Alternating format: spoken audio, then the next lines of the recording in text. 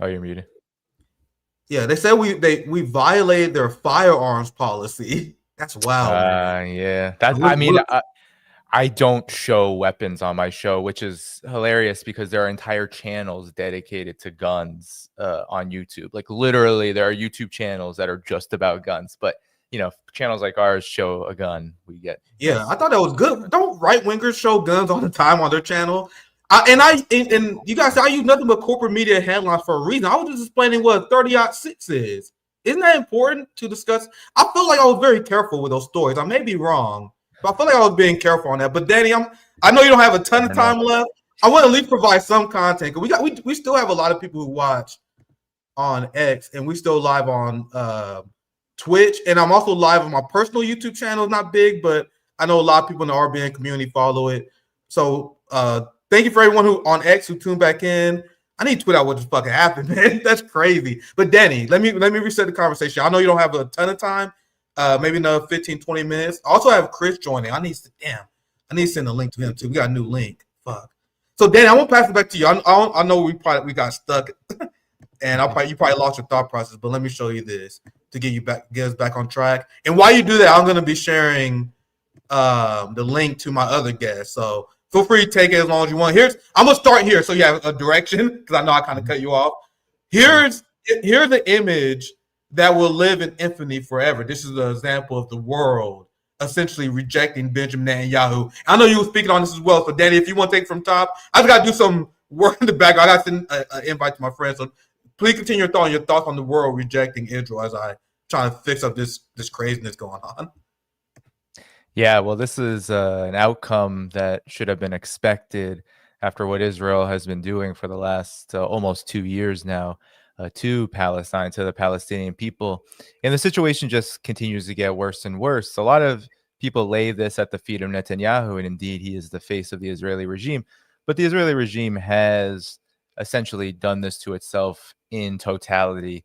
There is not, even though there is major opposition in Israel to continuing the so-called, what they say, the Gaza war or the Hamas war, whatever they call it in the settler colony, there is mass opposition to continuing the war in the sense that it will essentially eliminate all of the prisoners of war, the so-called hostages that Donald Trump, Netanyahu, and essentially the entire collective West can't stop talking about, even though we know now that what Israel has done to the Palestinian people has absolutely no justification. And this is why the entire world's leaders now are under such immense pressure to do something about what is happening to the Palestinian people. This walkout is really a culmination of what has been almost 2 years of outrage, of resistance, not only in the region, but also all around the world to stop what is happening. And now the crisis of legitimacy that Israel faces is at a real high point. It has never been higher. The legitimacy of Israel has never been lower. It just so happens that when a settler colony in the modern era decides to go full throttle in total genocide in order to achieve its aims, ultimately this blows back hard. And that's what we're seeing. Netanyahu has no popularity. There's no legitimacy that this so-called leader has with the entire world. The only thing that is propping up Netanyahu, that is propping up the Israeli regime, is the United States. If the United States were to stop doing this, then Israel would fall like a house of cards. And this was demonstrated not just in that empty hall. That image will be shown historically, especially when the end of Israel occurs, which is going to happen. There is no such thing as a permanent settler colony. Everything has to change, even though the material conditions of colonialism might not have been wiped away from the earth totally, even to this day. Settler colonialism is not something that can last in perpetuity. This is Israel's really its last gasp. And in the speech, you could even hear Netanyahu's desperation. He was speaking on these loudspeakers. He said we're military grade, so he could reach the prisoners of war all the way from New York. He was doing so many clownish and outright desperate things to try to look the part of a sympathetic character, but he couldn't help himself all throughout the speech. He couldn't stop bragging about all of the people that he's killed, whether it's the pager attack, whether it's the Iranian scientist, all, he could not stop gloating about how effective the Israeli regime is at killing. And the problem with this for Israel and the problem with this for Netanyahu is that killing is not popular, even for the most brutal of imperial regimes like the United States.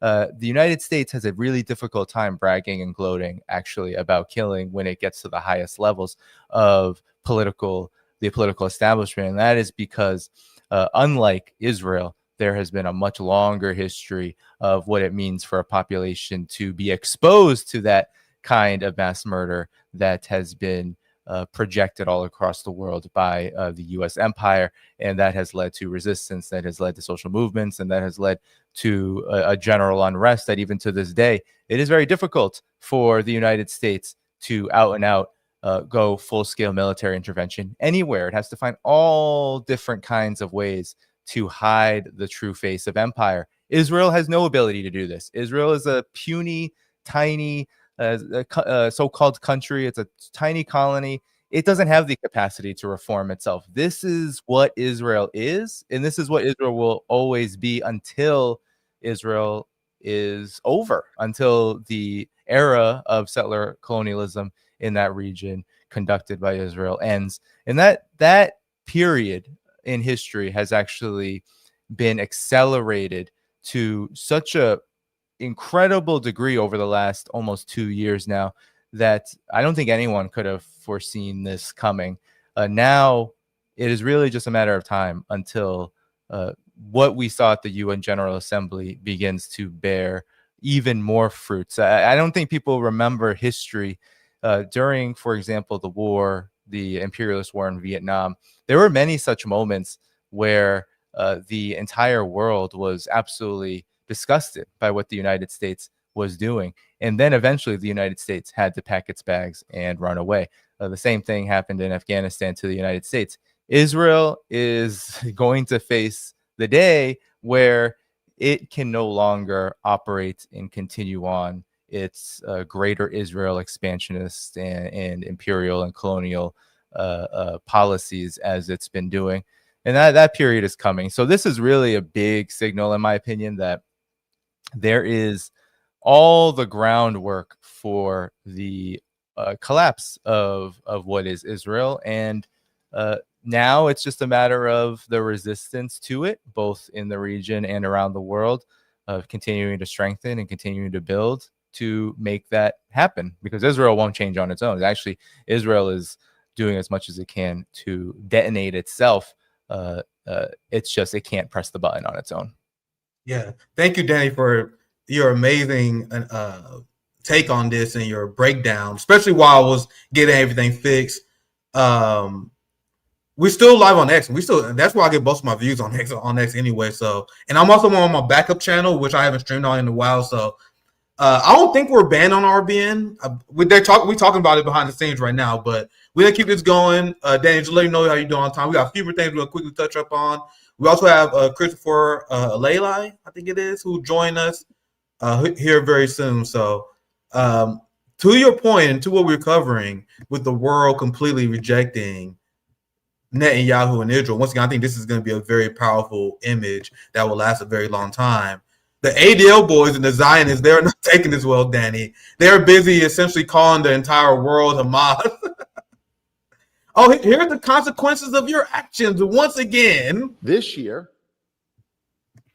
ADL's Global 100 survey of anti-Semitic attitudes around the world found a 46% shift. 46% of the adult population, 2.2 billion people, harbor elevated levels of anti-Semitism. That's nearly double the rate that we saw a decade ago. For the first time since we started tracking these attitudes in the 1960s, the younger generation is more likely to hold elevated anti-Jewish views than their parents or grandparents. Let me repeat that. The younger generation is more likely to be anti-Semitic than the older one. I was telling people in the space today, I think the kids are all right, man. And it's only going to get worse because the global community, I would say the global majority, they have been on the side of Palestine. It's the United States that's catching up. It's the UK that is catching up. And the reason why you see Italy sending military equipment to protect the flotilla that Israel is threatening, the reason why you see Spain doing that is not out of the kindness of the heart of the ruling class. They're responding directly to the pressure by the proletariat in their country that is hitting the streets. Yeah. It is becoming politically unviable, Danny, to at least not pretend to support Palestinians. Do you think that's accurate, Danny? Anything you want to add before I move on? Yeah, I mean, that's 100% accurate. It is politically unviable. Even in the United States, it has to be remembered that Donald Trump had to campaign incredibly hard in areas of the United States where it was perceived and actually very real, the perception in these particular parts of the country, for example, in very heavy Arab and or Muslim cities across Michigan. Donald Trump had to campaign very hard, and he campaigned, and he had to actually make good on that campaign. Even if it wasn't enforced, he had to make good on the fact that he was going to seal the so-called ceasefire that, of course, wasn't worth the paper it was written on, if there was actually any paper at all that it was written on. So, but he had to do it. He had to actually act on it in the beginning because that is what got him elected. Ever since then, we've seen, of course, both the United States and the collective West do their own kind of dances around this issue, continue on the path of what this ADL figurehead spokesperson says about people who resist Israel and who oppose Israel's genocide.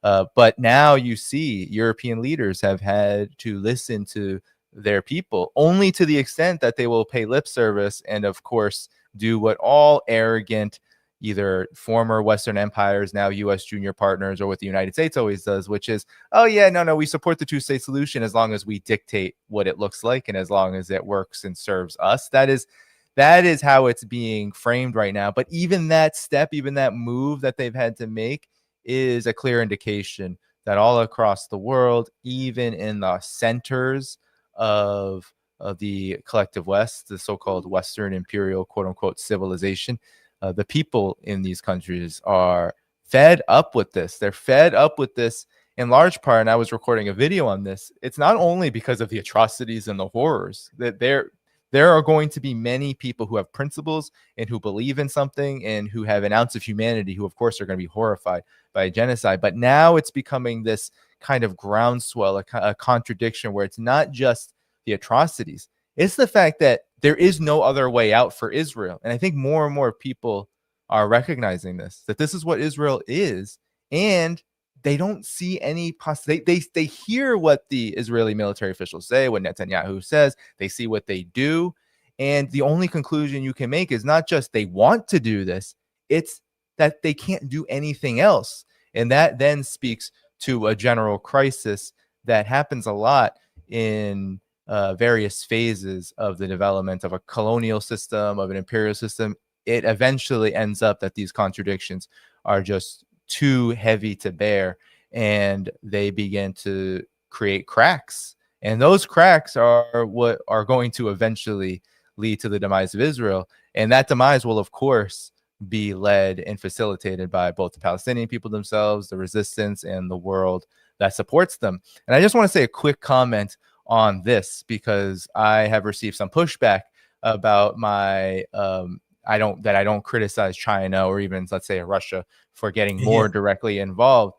And I just want to say that historically, what generally happens when there is, let's say, very concrete solidarity given by, let's say, a stronger country, social, like, for example, the socialist camp during the Cold War, quote unquote, the Soviet Union, GDR, these countries, even DPRK after the armistice post 1953, when they gave aid, a lot of the times it was because of a direct request from the liberation movements, and that direct request was based on a calculation that aid would lead to the successful victory of the liberation movement.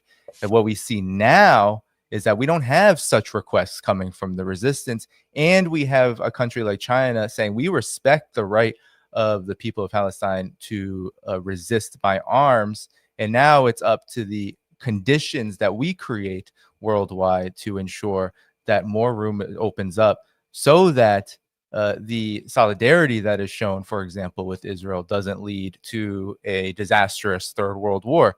Because at this moment in history, what we know, what we can guarantee is that the United States will do anything and everything to protect Israel. Actually, it even stopped the war from going overboard. For example, the 12-day war that Israel tried to wage against Iran and failed.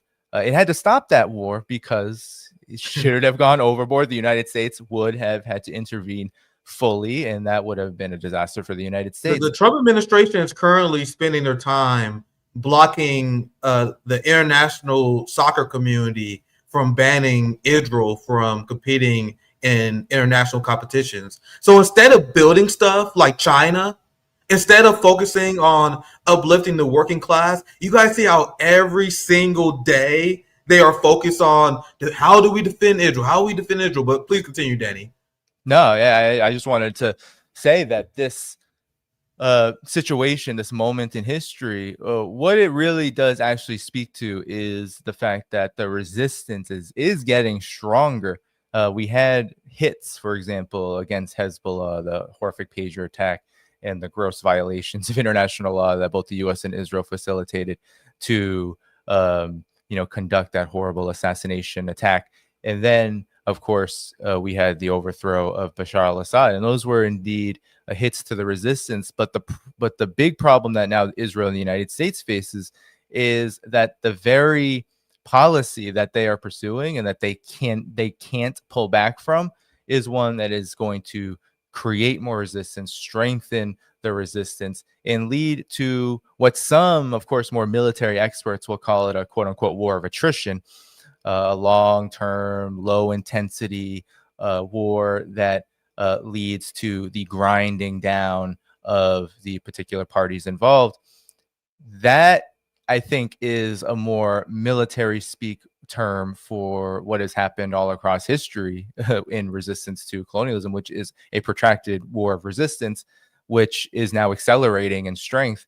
And so I just caution people, because there's a lot of pessimism about what's going on right now, and it's understandable because so many people are dying. Palestinians are starving, they're getting massacred, there's this humanitarian situation that is absolutely disastrous, but at the same time, whenever there's been a protracted war of resistance against a colonial entity, unfortunately and generally, this is what it comes with. And right now we're at the point of absolute crisis for the empire, leading to those crimes being even more magnified, more visible, and even more intense in their degree of just absolute horrific quality. So in a sense, what we are seeing, and I think this walkout at the UN General Assembly shows it, but I think what we see is the Palestinian people are not throwing up the white flag. The resistance in the region hasn't thrown up a white flag. They aren't even requesting Iran, Ansar Allah, the Palestinian resistance organizations from Hamas, Al-Qassam brigades to the PFLP, all of them. They have every right to demand from the world direct aid in the form of whether it's military support, whether it's economic support. But we don't see that happening, because what generally happens in the formation of People's War of Resistance is that the indigenous strength is built up first. And then when the moment is right, the world solidarity that comes from the successes of this resistance begins to pour in. And we are, I think, at the precipice of seeing that happen. So a lot of people have a lot of pessimism about what the world hasn't done. But I think what we are seeing is that the resistance is strengthening and will eventually force the world to respond. And we're seeing the beginnings of that. Yeah, that's a very great point. And I explained it before, and there are people who get upset at me because I don't want to blame China either. I live in the heart of empire. And this is why U.S. leftists are pathetic. Like, I don't even associate myself with the U.S. left. They're so weak because they're spending their time. Why China not stopping Israel genocide? Your government is bankrolling that dipshit. Your government is threatening war with China over Taiwan. So would it be smart for China to put themselves in a vulnerable position before this upcoming confrontation with the West that's going to happen? It's the dumb brain, the low IQ leftists, the people who fought. These are the same people who repeat the Uyghur genocide bullshit, for example. And if you live in America and if you're a Palestinian, I'm not mad at you at all. I think you should curse everybody, curse the world. But if you live in the United States and you pay taxpayer money to the Zionist entity, it's a complete waste of time to criticize Xi Jinping and Putin for what they are not doing. It's your government and it's the West that is supportive of Zionists. You can't rely on China to bail you out. And I take that position as a revolutionary. I understand, Danny, that if you're an analyst, you may got to analyze all countries and parties. But I'm an activist before I'm an analyst. Right. And I'm not going to blame people in China for not sacrificing the quality of life for their people when we can't even get Arab countries to do it. We can't even get countries that those are great points. Region. Sorry, Dan, if you want to No, I just want to get in here before I I'll let you go here. So go ahead, Danny. No, because I think this is that's a really good point.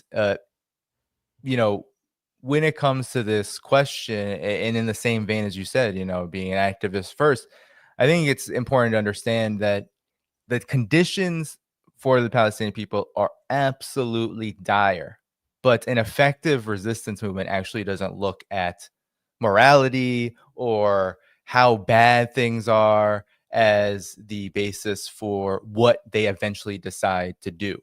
So if the basis for making decisions of a resistance movement like we see in Palestine, of the various organizations on the ground resisting occupation and genocide, if it was about, well, everyone is getting killed and we have to do everything we can to stop it, well, then we would see everything. We would see calls for all around the world. I mean, we see Hamas, for example, politically. They will demand the United Nations to do something. They will demand the Security Council. They will demand the international law be enforced. But they're not demanding that China or any other country get involved with force. And the reason for this is that decisions that are made by a resistance group are based on reality as well. And the reality is resistance has to be strengthened and the conditions have to be right for certain kinds of actions to be taken. And so you're exactly right. If we have to realize, even as analysts, both as activists and as analysts, I think we should have the same mind, which is if something isn't happening, we can't explain that with nihilism or emotional, guilt over what is happening in Palestine. We have to be able to understand that from the standpoint of what is happening in this historical moment that is creating conditions where it is very difficult. And this is not just true with Palestine. It is true all across the world when it comes to the U.S. empire. It is difficult for other countries to support other countries, let's say, with military support, with aid, these kind of things to movements. There's been a lot of reasons for this. And a big one is that the United States has wielded all kinds of ways to disrupt and destroy. Even if it's not effective, the chaos itself can be a major problem. And this is why countries like China make decisions based on whether what they do will have an effect that is greater, not only for the benefit of the Chinese people, but also the world. So if the calculation is that certain kinds of support cannot be given to the Palestinian people because Israel and the United States are literally blocking it, like literally making it impossible to get aid in. They're literally making it impossible for a world economy to function, even under the auspices of quote unquote normal capitalist relations. We have to remember that the United States and Israel are conducting incredibly horrific forms of economic warfare as well, the siege of Gaza, and then of course the sanctions everywhere. And we've just seen with color revolution attempts in Indonesia and the successful one in Nepal, we see that the United States is ready and willing at any point to disrupt development, disrupt any kind of progress that has been made. And so calculations are made. It may not be what we like what we like to be happening. It might not be the ideal, but resistance and progress on the basis of building an alternative to empire often doesn't operate within ideals. Actually, it operates within the real world as it is. And then progress is built on top of that and moved ahead of that. And that's why we see the resistance in the region strengthening.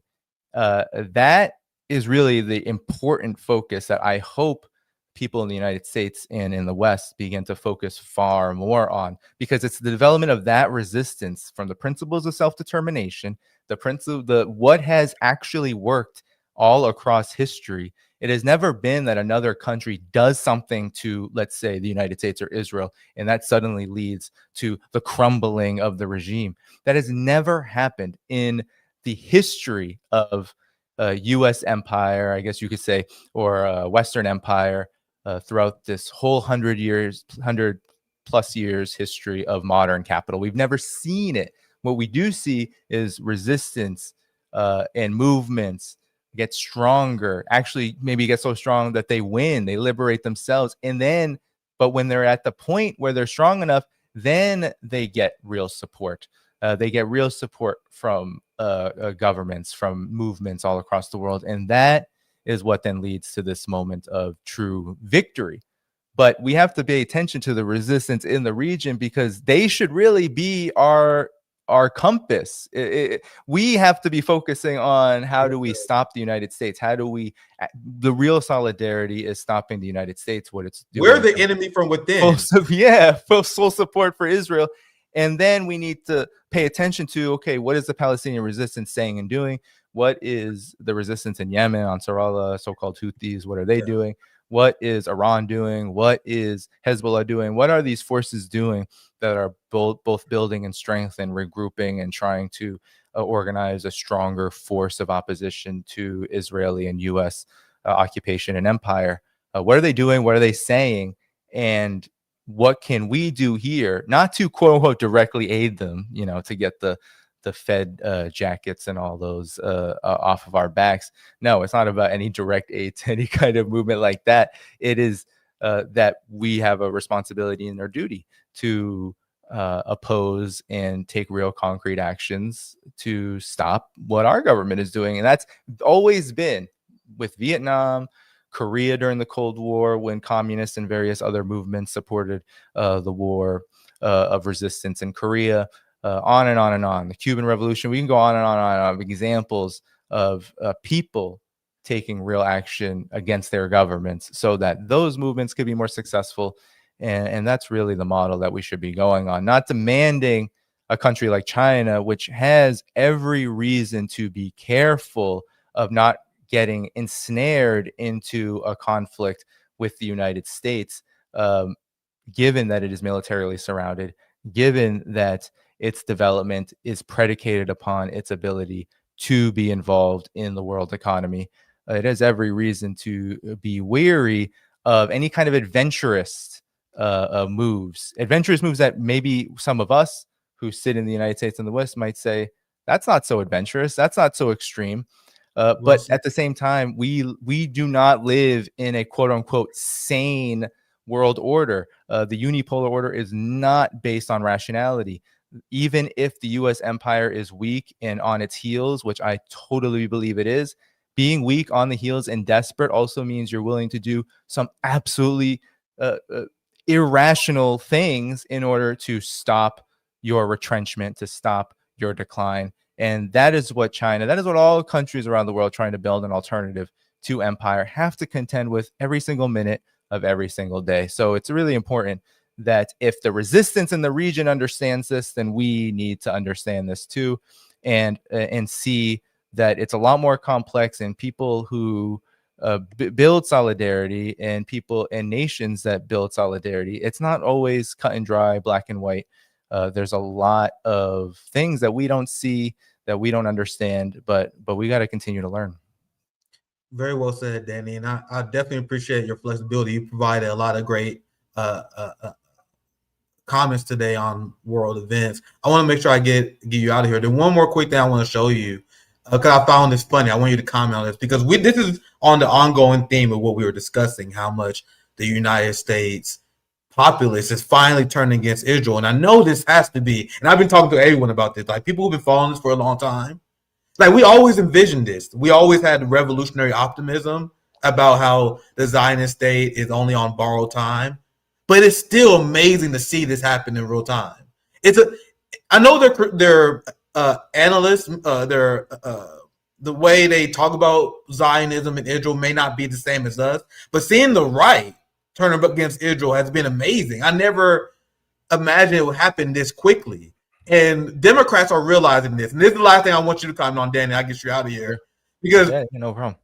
The Biden administration and their aides and people like Kamala wrote a book where she admitted that the Gaza policy cost her the election.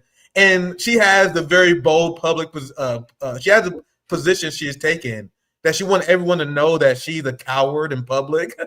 But privately, all these Democrats, including Kamala Harris, they're actually brave, Dane. Don't you know they was actually speaking up behind the scenes? They want you to know that in public they are a coward, private they are brave. I don't know why they think this is like a good thing to admit, but I'll just read a few headlines and then I get your last thoughts here. Some Biden aides are shifting their tune on Israel. Some are changing positions because of Trump's approach. Come on, man.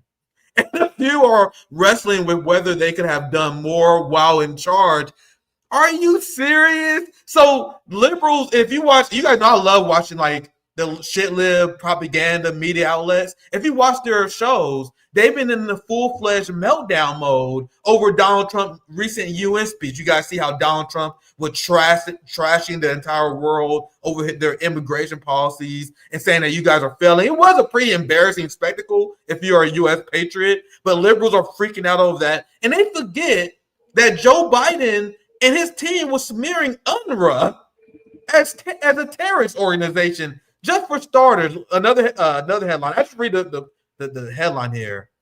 The real victims of Gaza, Anthony Blinken, McGurk, and Jake Sullivan. For a second time, I'll just sum it up. Essentially, all these Biden people are like, oh, come on, man. We was put in an impossible position. We're really the true victims here. So, Danny, any final response on Democrats trying to whitewash their complicity with this genocide?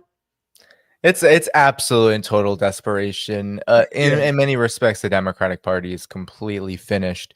The Trump administration right now is enjoying this kind of wall-to-wall, just lack of opposition within the establishment, and that's what allows essentially what we see, which is all the bluster and the brand of Donald Trump with all the same policies of the U.S. political establishment. Because right now, what we've always said was a uniparty has actually come true in it's not just an analysis of how something looks underneath the surface. It is actually just the entire thing now. There is no two-party system, because essentially the Democrats have crumbled to the point where they're not even relevant anymore. And so this is a desperate attempt to try to explain away what led them to become irrelevant, and they don't even have the capacity to apologize to, if you say you're wrong, that maybe we have a different position now. No, it's not that. It's that, oh no, we're the victims because things are so hard for us. And I think it's that kind of navel gazing, that kind of arrogance, which has turned off not just the people in the United States, ordinary people, to electoral politics, but really the entire world to U.S. politics. You saw, Nick, probably during Trump's UN General Assembly speech, when he said, when Donald Trump said, oh, we're doing everything so well, everything is going so great, my administration has done more than any other prior, and they laughed. People laughed. People didn't know. It was a nervous laughter at first, and then it was full-on laughter when he said, oh, I didn't expect that kind of response. And that's because nobody believes this anymore. And I think this is the situation that the U.S. empire as a whole finds itself in. What Gaza, what has happened in West Asia, especially over the last several decades, has really done is it's really begun the process, which might take some time, digging the grave for the U.S. empire, and with it, of course, the Israeli regime, because those two things go together. So this is what we are seeing politically. It's all happening now. It's seeping out of the pores of the political system in the United States, and of course, empire in terms of foreign policy and what the U.S. does abroad is just one element, because it's just as bad and it's just as illegitimate and it's just as horrific what the United States does within its own so-called borders as what happens all across the world. It's just in different form, and so that reality is leaving the U.S. political establishment, the ruling elite, with really no answers, no ability to address what's going on. And that's because, just like Israel has no other option but to continue to press the accelerator on its full spectrum genocide for greater Israel, the U.S. empire on all fronts, domestically, internationally, it can't stop the brakes, because it has built a system to the point now where any stopping of the brakes means that the ruling elite have to give something up. And that is something that they cannot comprehend. The only way that is going to happen is if it's taken from them, and that's the situation. That's why there's so much unrest and so much tension, is because people are starting to come to realize this. Unless it's taken from the ruling elite, there's not going to be any far-reaching or significant or relevant change for the better for them. Very well said, Danny. I appreciate your flexibility. You provided a lot of great commentary. That's why it's great to have you on. And it's great to have you on. It's been a minute, and you killed it as always. Always great to have you on. I want to quickly touch on this before I forget, though, because there are people who say this to me all the time. I'm always baffled that you guys assuming I'm punching down. But I will make it 100% clear. Like, when I'm criticizing these Arab countries, I'm talking about the top, the ruling class and the elite. I've explained many times before, I share kinship with my Arab brothers and sisters, because I go through the same thing with the Black Congressional Caucus. The first Substack article I wrote that launched my political career was my criticism of the neoliberal Black Catholic class who sold us out. So I share a kinship with you, brother. I share a kinship with all that. I see people always say, Nick, come on, man. Why are you bashing us? Like, I'm not bashing you. I'm bashing the ruling class that sold you out like everyone else. But Danny, thank you for joining us. Any shout outs, anything that's coming up for you? I just want to emphasize, like, guys, I know I'm 100% not blaming you. You guys are victims of Zionist infiltration of your government, just like us. The Black Catholic class sold us out to Israel as well, even the most progressive among them. Jasmine Crockett and the entire Black Congressional Caucus voting for Israel. So trust me, I get it. So Danny, thank you. Any last words you have before well, I'll just say to that point, I'll just make a point that might be controversial. It's like, just as these Arab monarchies in many respects were maybe using the word create is too strong given British and French colonial influence in carving up the region under Sykes-Picot. But a lot of these Arab monarchies, these regimes, Jordan, Qatar, etc., just as in the United States, you talked about the Black political class, it's really an outgrowth of what the FBI and what U.S. Intel did to movements, crush those movements, divide them, and then cultivate a more elite class to occupy the political space that might have been occupied by more progressive and radical thinkers, movers, and shakers. The CIA literally was paying the ways for a lot of these monarchies and regimes to continue to exist and to strengthen after the end of formal colonialism in a lot of these so-called Arab regimes. So that's a very shared history there. I mean, that is the United States empire working on all ends to cultivate a leadership that is antithetical, of course, to the interests of the masses and very much to the benefit of the tiny few people pulling the levers of empire and exploitation all around the world. So I'll just leave it at that when it comes to these regimes, we should not be surprised that Qatar doesn't do anything after Israel hits it itself, that Saudi Arabia will allow the UK to refuel as, Israel is, doing what it's doing to Qatar, even a U.S. ally. We just shouldn't be surprised when these regimes do not do anything. It's not because people on the ground don't want it. Hell, you ask most people in Jordan, in Qatar, in Saudi, they'll likely say, yeah, we support Palestine, but they happen to live under very repressive governments that are very repressive because of the United States and how they have been propped up by the United States. So this is a longstanding problem that we in the United States also face, because we live under a very repressive regime that does not allow. Look at what they're doing to even anyone who is considered to be Antifa. I mean, this is even that kind of resistance now is being clamped down on in the most repressive way, and it's always getting worse because the desperation of the empire to hold on to what it has is only getting worse as well. Thank you, Danny. You're killing the game, man. Thank you. Have a good rest of your night. Danny HAIPHONG, make sure you guys follow him on the channel. I'm gonna bring in our next guest, he is independent journalist with DDG. You guys know I love DDG. Sorry, let me get Chris in here. Researcher, geopolitical analyst, independent journalist with DDG, and on the executive board of ACP. What's popping, Christopher? Am I getting that right? Helali? Helali. That's right. Good great to have you back on RBN. Thank you for joining us today. Thank you so much for having me. I appreciate it. Yeah, absolutely. I had a Haas on last weekend. That was a blast stream, man. I'm glad they didn't take that one down.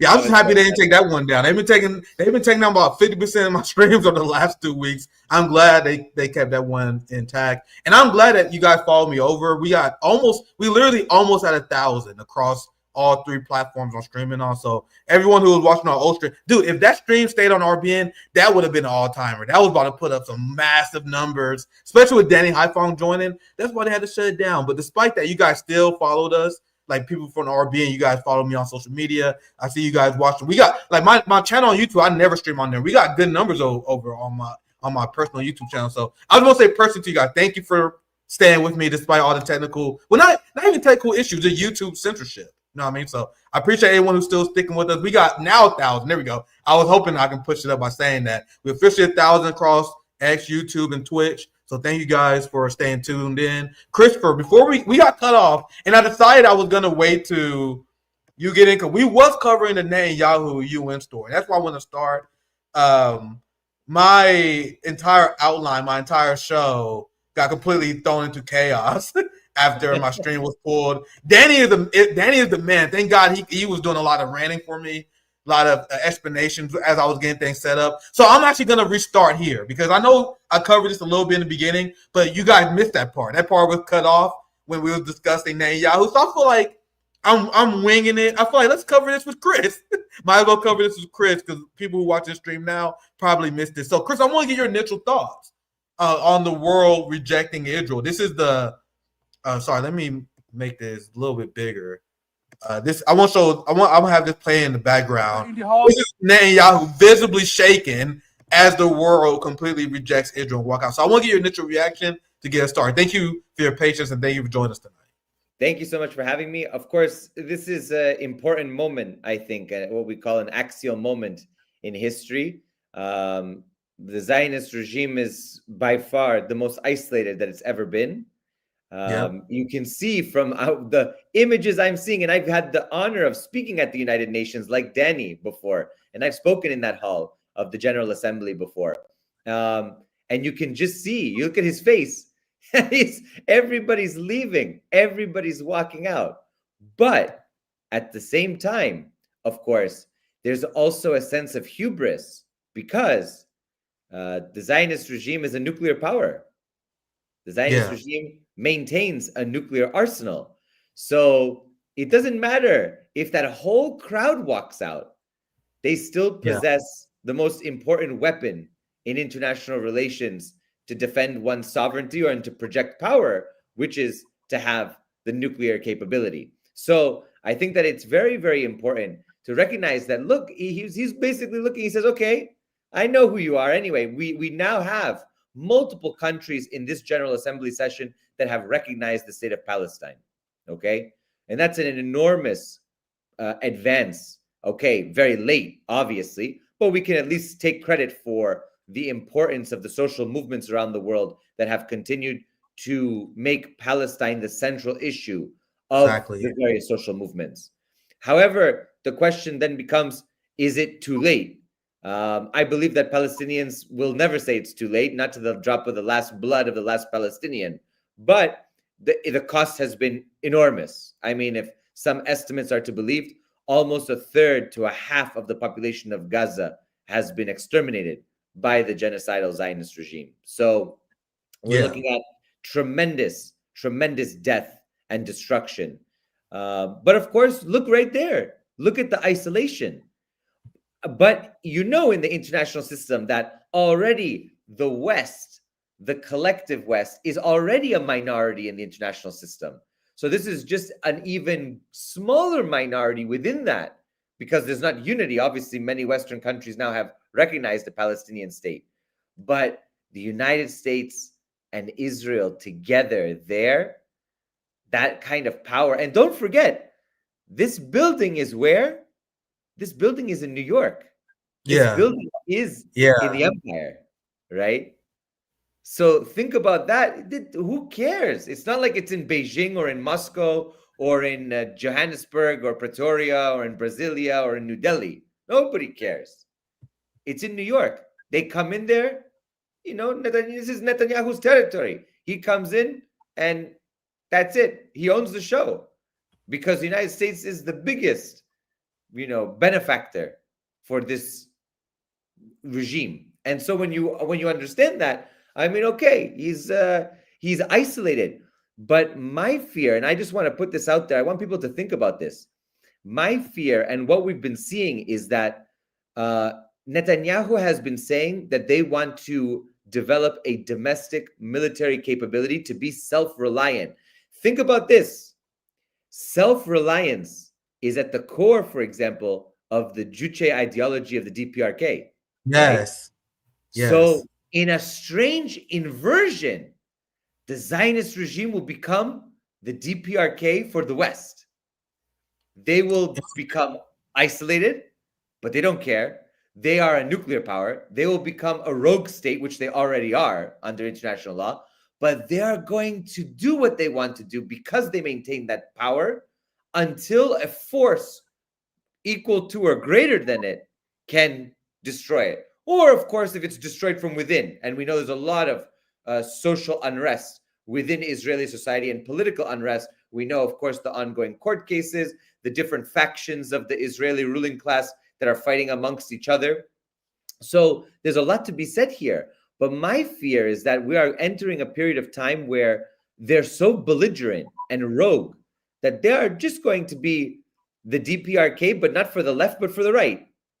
Right? And they're going to do what they want to do with total impunity, because who's going to hold them accountable for this? You've clearly seen that international law is only as powerful as the person who can enforce the decisions of an international body like the ICJ.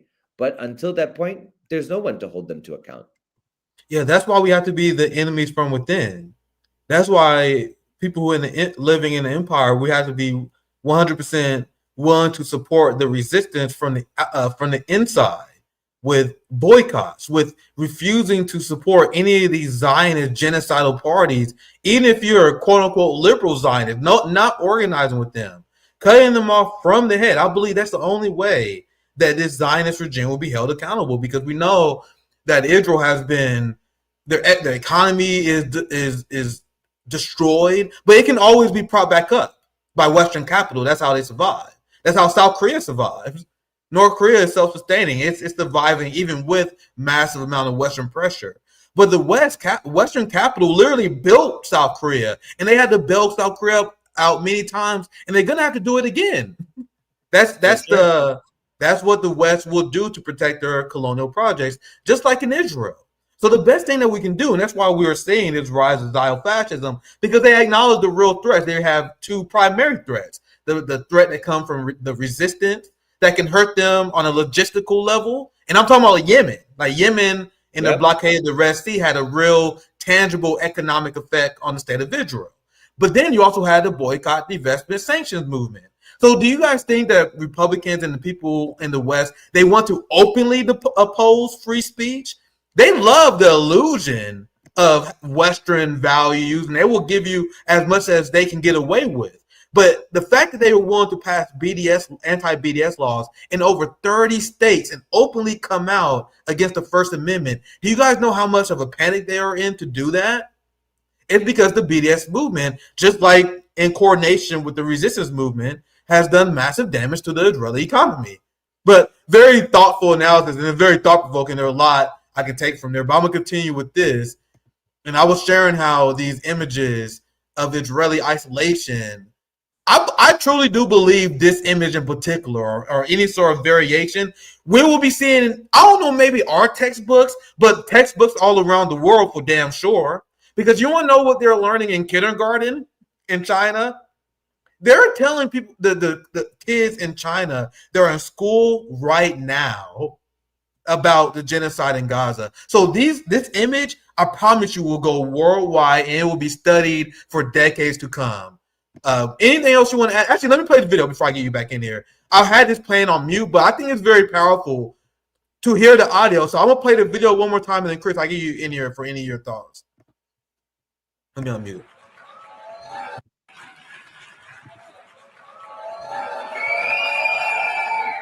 Please order in the hall. Please order in the hall.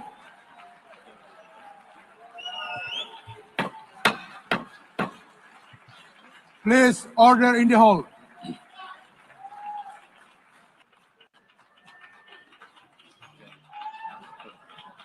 Please order in the hall, and please be seated.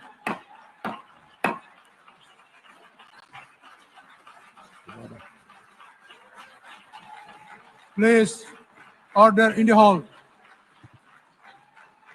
Once again, this man should have been arrested. But Chris, any thoughts before I move on? He has an active warrant, by the way.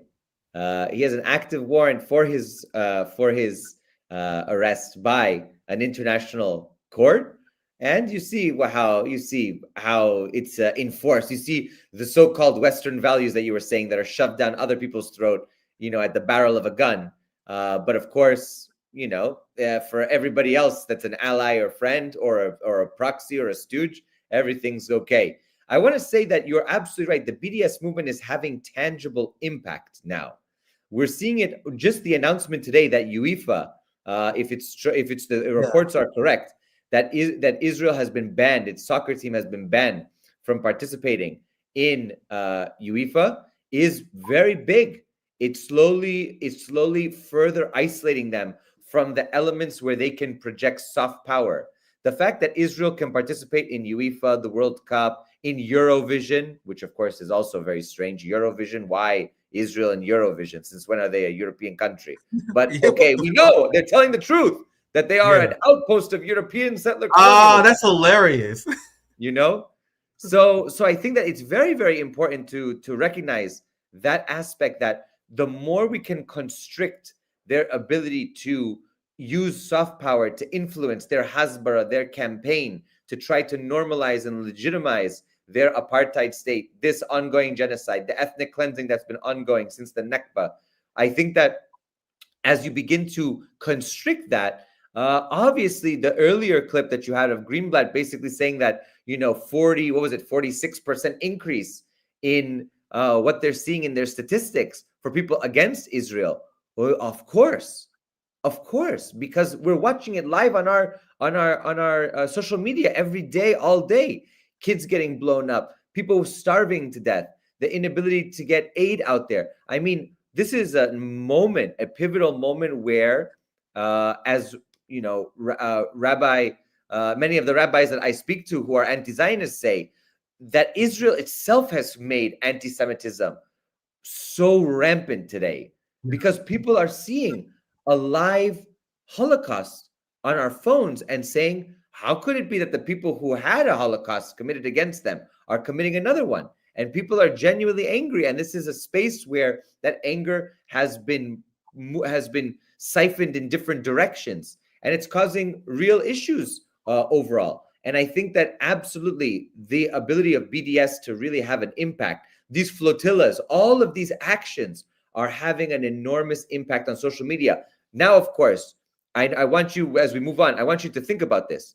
The fact that the Zionist regime is so committed to seizing by force or by sheer business acumen to go after and to buy TikTok, to buy whatever they can in terms of social media, to be able to control the narrative, shows you just how scared they are. And I'm fearful that the acquisition of TikTok by what was his name? Ellison, right?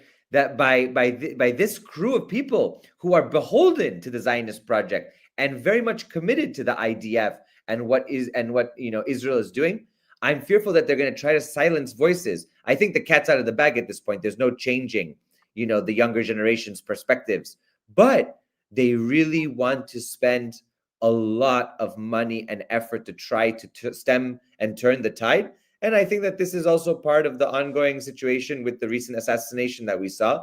And I think that there's a lot going on behind the scenes at this point. There's an all-out offensive to control the narrative at all levels, because this is existential for a nuclear power, and that's how we have to think about it. Well, very well said, Chris. I don't have time to, and I don't have the stomach to. I didn't watch the UN speech at all. I can't. You guys know I want to watch some fucking dirty ass propaganda, but there's some things I can't do. You guys know that Charlie Kirk, he was on my ban list. You guys notice I never did videos talking about Charlie Kirk before, because there were some people that just so beyond the pale and not even worth breaking down the propaganda. I can't stand that in Yahoo, but I do have a few short clips that we'll break down just to give you the overall vibe. So, but if Netanyahu is speaking, of course he's lying. They beheaded men. They raped women. They burnt babies alive. They burnt babies alive in front of their parents. They burnt babies alive in front of their parents. You know who burns babies alive in front of their parents? The Zionist regime. Exactly. You want to know who beheaded babies? We have the evidence for that because it's all over our phones. Right? We have how many videos of them bombing schools, refugee camps, hospitals, churches, you name it, mosques. That's what they're doing. There's no evidence for half of the things that he's saying there, if not more. I haven't seen anything about the burnt babies things. Has been debunked how many times? If Hamas is so bad, like they claim they are, why do they have to lie about them? This is a question that I've been asking for 2 years. Like whenever I've been begging people like Dave Smith to debate me, because Dave Smith is one of these people like, oh yeah, I hate Israel, but fuck Hamas. Okay, if Hamas is as bad as you guys claim, why do you have to lie about them? When have I ever told a lie about the crimes the United States empire have committed? I have never told a lie about what our country has done. The reason why they have to lie about Hamas, because they know Hamas is 100% in the right. And they are engaging in their internationally recognized right to armed resistance. And Hamas has said 1,000 times before that they are welcome to war crime charges and investigations into their own, because they're following the international law of armed resistance. And of course, like any military, any campaign, there may be rogue actors, but it's been proven without a shadow of a doubt that these claims that Hamas burned babies alive, that there was a mass rape campaign during October 7th, which is absurd at face value. The Zionists, they want to create an era of anti-intellectualism among the human species. They want you to believe in an operation where over 300 Hamas fighters died. Do you guys know that? Why do they never mention that? Why do people never mention how deadly October 7th was for Hamas fighters? I don't know. It might destroy their entire narrative. Because if you know that Hamas was dying in mass during October 7th, they were facing Apache helicopters. They had settlers who was armed, who was firing at them. That was reported.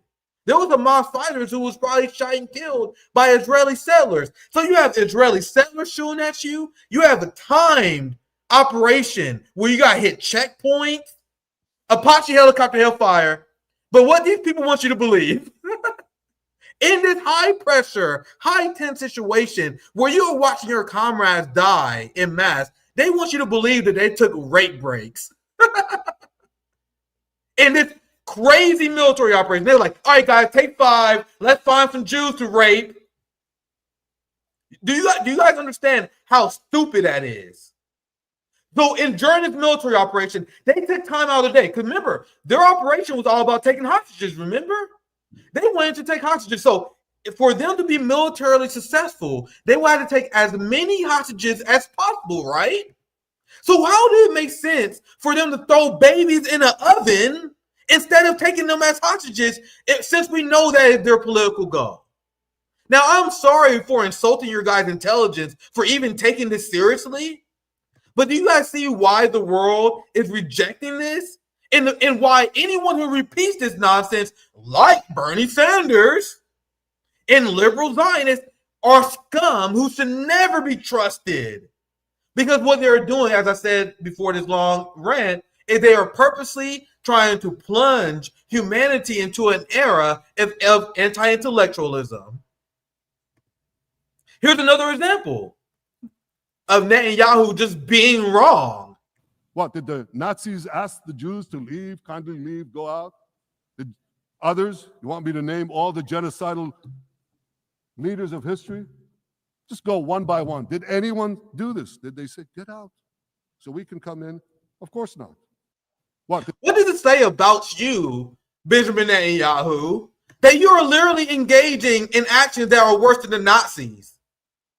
Because us fact-checking you on this is not Nazi apologia. We were just explaining that you're just factually wrong. So I'm showing it to show you guys that every facet of his speech was false. So this is my friend Assad Rod. You guys know Assad. She's usually a reserved academic type. Even she was like, dude, you're fucking lying about literally everything. But Chris, any other reactions? I could show more clips, but the entire speech was just riddled with genocide denial and them doubling down on their offensive, their grotesque foreign policy. One last thing I'll share, and then I'll ask you. Go ahead, Chris. Go ahead, Chris. You're absolutely right. And of course, we don't even talk about October 7th, the Hannibal Doctrine, so many things that went down.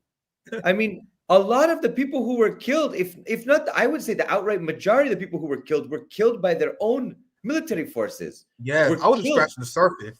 Yeah, of course. So I think that there's so much more that needs to be understood. And let's be intellectually honest. The survivors who were, the hostages who came back, none of them have claimed to have been sexually abused. The one that came back who was actually raped by her fitness instructor said that, oh, they looked at me. And the way they looked at me was like a form of rape. Please give me a break. Give me a break. Things have, we still live in the real world, and real world has definitions, and definitions have meaning. You cannot just say, oh, this means, the opposite. It just doesn't mean, no. Somebody looking at you, okay, that didn't rape you. They're looking at you. And probably they were just looking out of curiosity. Is this person okay? What's going on? Oh, I felt, undressed. Well, too fucking bad. Maybe you shouldn't be committing ethnic cleansing since, 1948. And maybe they won't look at you sideways, So I just think that there's so much going on here. And the problem is that there are so many people with PhD in their name, MD in their name, all these fancy titles that are so intellectually dishonest and trying to push people into a direction where they give up their faculty of critical reasoning and critical thinking and just accept the propaganda, the verbal diarrhea coming out of the mouth of Netanyahu and his ilk. And the problem is for them that people still have those faculties and are listening to people like you, like us, like so many others, and agree with us on some issues and disagree on others, the fact is we remain committed to the Palestinian people. We remain committed to a project of liberation. And at this point, there's no denying what's going on. Before, when I was, earlier on in high school and college in the Palestine movement, and we were seen as freaks because it was during, the buildup to the Iraq war, and we were seen as, and of course I come from a Middle Eastern family, so I was seen as somehow a terrorist sympathizers. Oh, you love Saddam, you love Arafat, you love this, you love that. And we said, no, you don't understand what's going on. And I've been to Palestine myself. And when now people see it, I've even had people message me say, you were right. I said, well, I didn't lie. I just told the truth. You just didn't want to look. You didn't want to investigate. You didn't want to look close. Everything was there from the beginning. Everything that we're talking about was there. Rachel Corrie was killed. How many people died over there? How many people went there? How many delegations? How many books were written? How many investigations? And still, because their Hasbara was so powerful, they controlled the narrative. Now with social media, they don't control the narrative. And you see Netanyahu lashing out here, there, burning babies, raping this, raping that. Please, please. Now we have enough evidence in front of us to know. Nobody was taking breaks in the middle of that. You saw the videos, people running around, grabbing people, this, that, operations. You think people just stopped for 2-3 hours to do that? No, it didn't happen. There's no credible evidence. Nothing has been open and transparent about this. Some people claim to have gone and seen a 45, 50-minute documentary that nobody's seen, and everybody has a come to Jesus moment, or really it's a come to Zionism moment, where, oh yes, here we are. It's true. It's real. We haven't seen. Have you seen it? I haven't seen it. That's the lies that they keep on peddling. And the problem is the people now know that they're lying, and they have to now wrestle with the fact that they are further and further isolated than ever before in their history.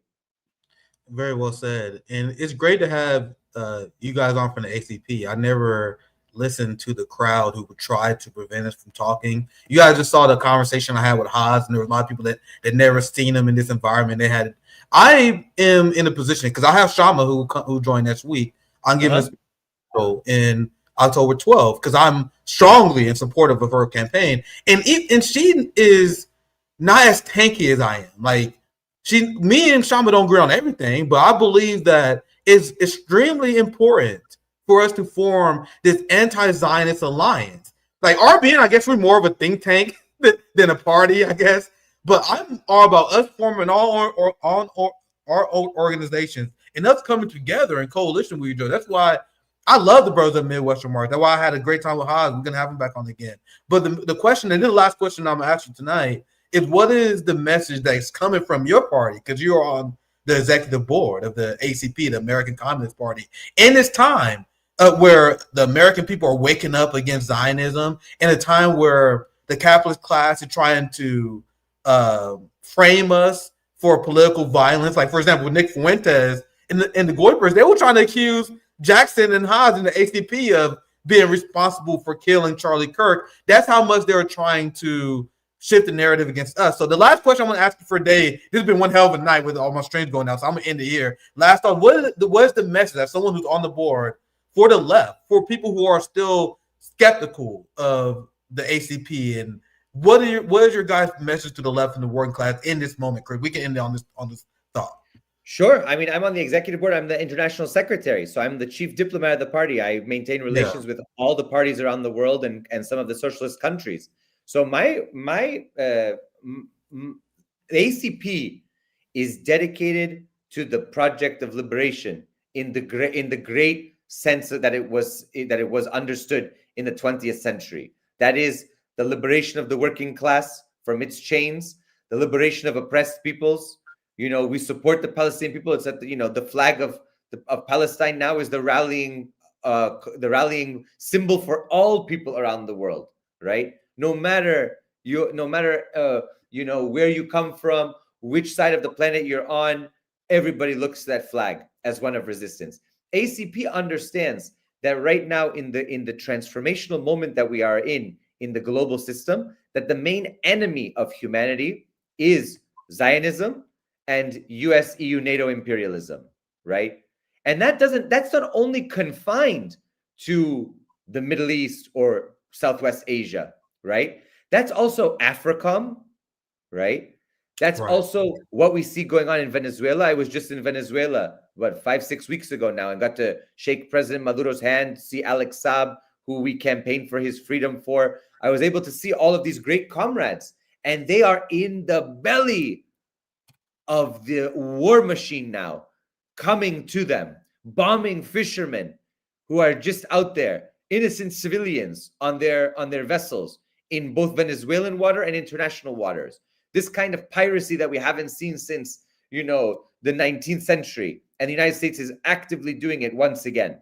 And so ACP is absolutely committed to the building of a more just international order, to supporting and defending the socialist countries, to supporting and defending those countries that are actively trying to maintain their dignity, their sovereignty, their territorial integrity from Western imperialism. And that ultimately means that we understand and we support what Russia is doing in the special military operation, because I had friends who were in the Odessa trade union building. I've been supporting Donbass since 2014, since before it was cool and chic and vogue. Based. Because I was a communist from I'm a red diaper baby, right? Remember, guys, tankies are right about everything, but go ahead.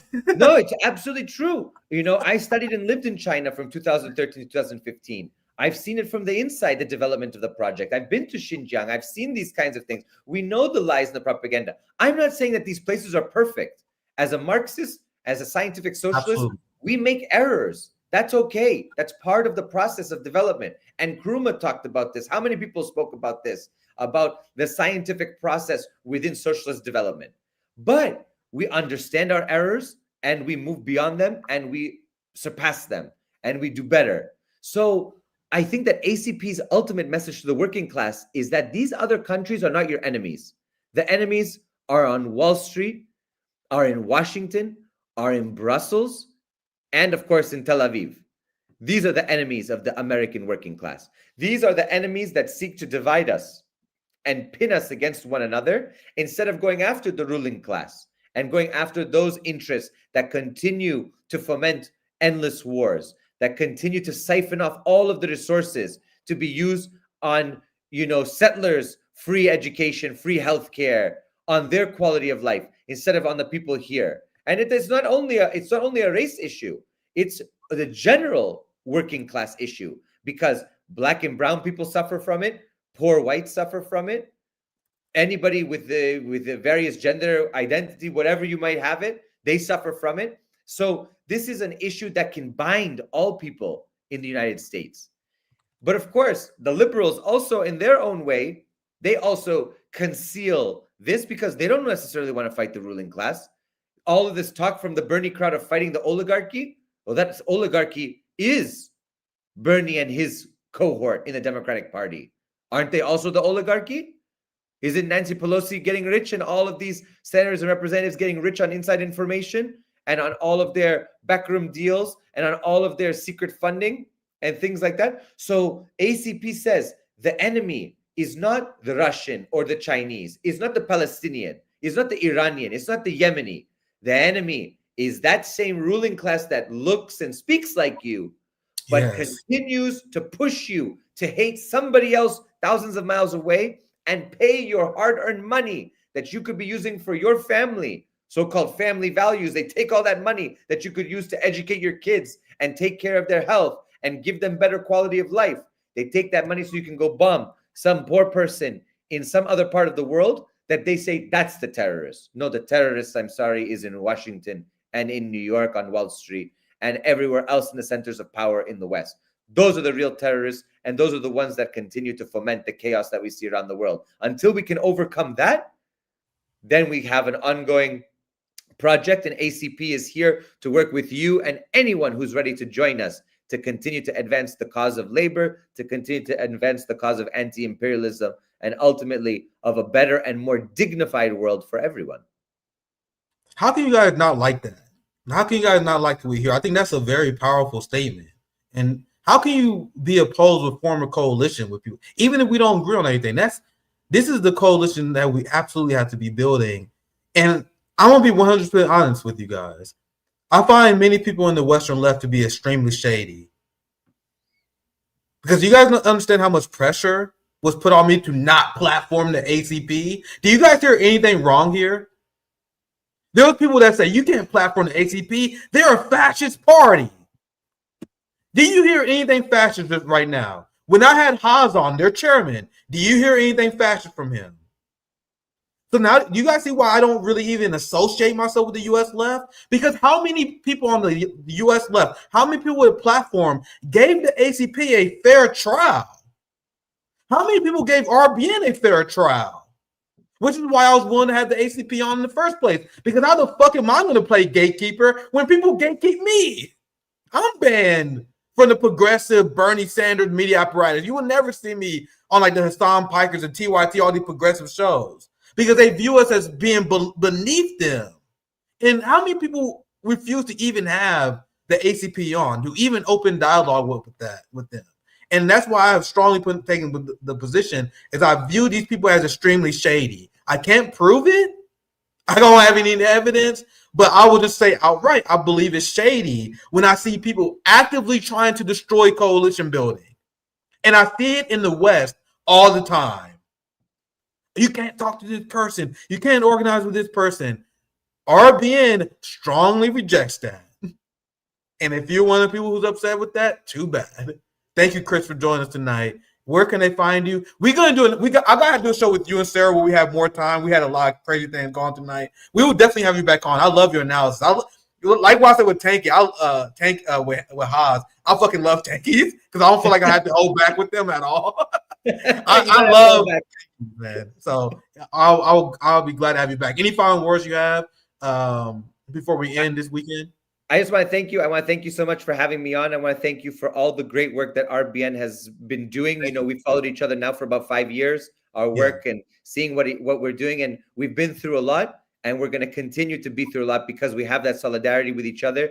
And I just say, everybody take care of each other, build community, build that collectivity, because only united will we be unstoppable. But if we are divided and continue to fight each other, that's exactly what they want. And that's their playbook. So continue the struggle. Very well said. Very well said. I appreciate you guys, especially because I think we had a pretty good showing for this second stream we had. I'm very honored that you guys are willing to follow me across platforms. There's a lot of people in the RBN community who now subscribe into my backup channel. I don't know how long we're going to be banned for. Apparently, we're banned because we show a video of a firearm. Like, wait, I don't got time. I got to leave tonight, bro. I'm about to fucking destroy you two, though. Because I see, like, we talking behind the scenes. They literally... they pulled my video because I showed the video of that veteran breaking down a firearm, and they said that violate their firearm policy, and now we're banned for a week or so. And I'm gonna say this: Don't they have firearm videos? You said what? Don't they have firearm videos on YouTube? I was just about to say. I don't know, man. I'm about to fucking freak out because we going through this live right now, Chris. Because I'm literally in the group chat like, nigga, I know everyone on the motherfucking right wing got videos of them popping guns. And I don't know if you saw it, Chris, but I played a video earlier where it essentially said if this guy was breaking down a rifle. Here's Zoya. I'm in ranting to Zoya for the last hour. YouTube said can't show live streaming while holding, handling, or transporting a firearm. So they banned me because they was pretending that I was holding a firearm while I was streaming when I show a video of someone else dismantling a rifle. And you guys don't, and people don't think YouTube is after us. So essentially we're cooked on YouTube because they're willing to pull us for anything.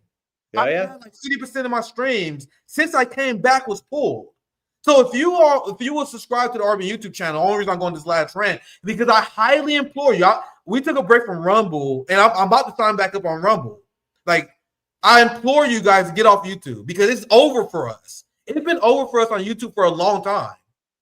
That's a whole nother conversation with them throttling our channel. But now with them pulling our channel for every fucking thing, especially this, that makes no sense. I'm imploring you guys, get detached from YouTube because this shit is over, my friends. But thank you guys for watching. And make sure you guys support ACP, DDG. You guys stream on multiple platforms, but guys, I've been off Rumble for a while. I'm going to look at that. I'm going to look at Kick.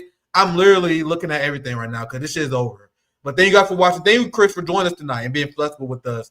And I'll definitely hit you back up because I love doing shows with Sarah. We're definitely going to do a show with you and Sarah here very soon. So And yeah, they did this while Nick and Danny were talking about Israel. Isn't that interesting? Anyway, I let you guys know. Thank you, Chris. Thank you. Have a good weekend, guys.